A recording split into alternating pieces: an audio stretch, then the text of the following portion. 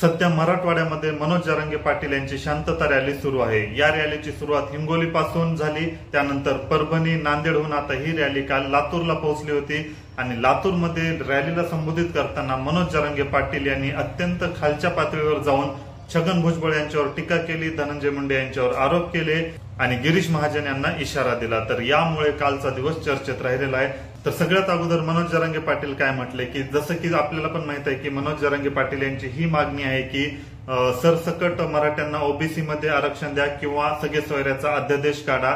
जर अध्यादेश नाही काढला म्हणजे 13 तारखेपर्यंतची सरकारला मुदत देण्यात आलेली आहे आणि जर 13 तारखेपर्यंत अध्यादेश नाही काढला तर परत त्यांची काय दिशा ठरवणार आहे ते जाहीर करणार आहेत। या शांतता रॅलीच्या दरम्यानच ते पुढे काय करणार आहेत हे पण जाहीर करणार आहेत। परंतु जर मुदतीपूर्व जर त्यांनी अध्यादेश नाही काढला किंवा जर सरसकट ओबीसींना आरक्षण नाही दिलं तर ते परत आंदोलनच करणार आहेत। आंदोलन कुठे करणार आहेत, कसं करणार आहेत अजून स्पष्ट झालेलं नाही। देवेंद्र फडणवीस हे 4-5 मंत्र्यांना सोबत घेऊन राजकारण करायला बघत आहेत, परंतु त्यांना समाजाची साथ भेटणार नाही, यामुळे त्यांना काहीच भेटणार नाही अशा प्रकारची पण टीका केली।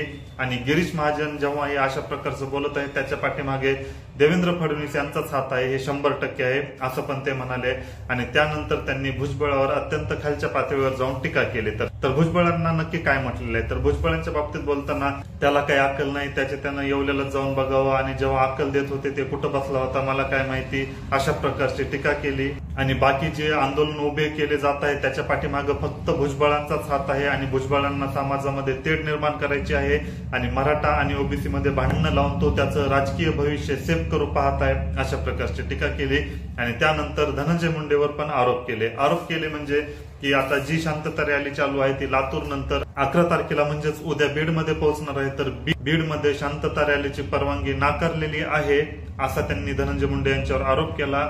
तर देवेंद्र फडणवीस आणि अजित पवार यांच्या सांगण्यावरून एसपीनी ही परवानगी नाकारलेली आहे असा थेटच आरोप धनंजय मुंडेवर लावला आणि त्यांनी पालकमंत्र्याला असं जातीपातीचं राजकारण करणं शोभत नाही आणि मी धनंजय मुंडे एवढा जातीयवादी नेता कधीच बघितला नाही असं स्पष्ट शब्दात मनोज जरांगे पाटील यांनी सांगितलं। आणि धनंजय मुंडे यांच्या नंतर त्यांनी जे आपलं जे बोलणं आहे ते वळवलं ते गिरीश महाजनाकडे।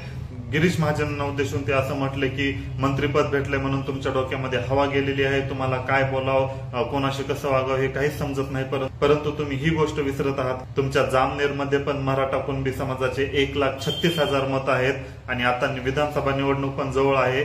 तर या गोष्टीचा तुम्ही विचार करायला पाहिजे। एक प्रकारे इशारा म्हणण्यापेक्षा जर तुम्ही आम्हाला सपोर्ट केला नाही किंवा मराठा आरक्षणाच्या संदर्भात सपोर्ट नाही दिला तर 1,36,000 मराठा जे मत आहे ते तुम्हाला मत पडूच देणार नाहीत किंवा तुम्हाला विधानसभेची सीट निवडून येऊच देणार नाहीत, अशा प्रकारचा थेट इशाराच दिलेला आहे।